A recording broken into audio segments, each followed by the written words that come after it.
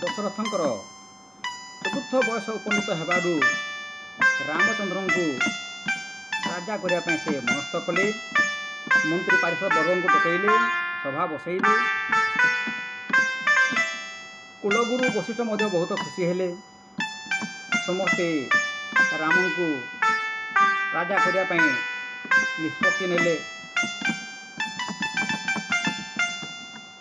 ବଶିଷ୍ଠ କହିଲେ, ଏ ତ ଭଲ କଥା, ରାମଚନ୍ଦ୍ର ରାଜା ହେବେ, ଭଲ ଭାବରେ ପ୍ରଜା ପାଳନ କରିବେ।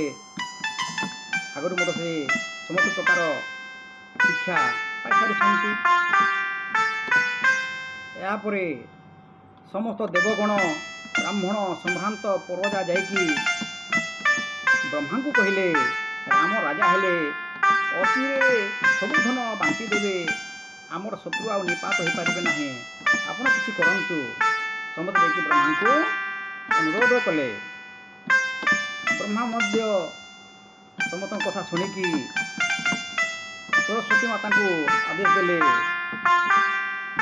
ତୁମେ ଯାଅ କୈକେୟୀଙ୍କ କଣ୍ଠରେ, ମନ୍ଥରାଙ୍କ କଣ୍ଠରେ ବସିକି ସବୁ କଥାକୁ ଓଲଟ ପାଲଟ କରିଦେବ।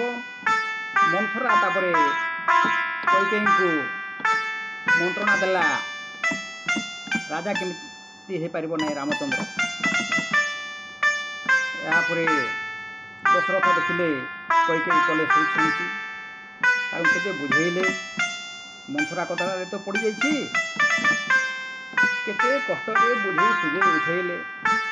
ଏହାପରେ କୈକେୟୀ ଦଶରଥ ରାଜାଙ୍କୁ ସତ୍ୟ କରି ଦୁଇଟି ବର ମାଗିନେଲେ।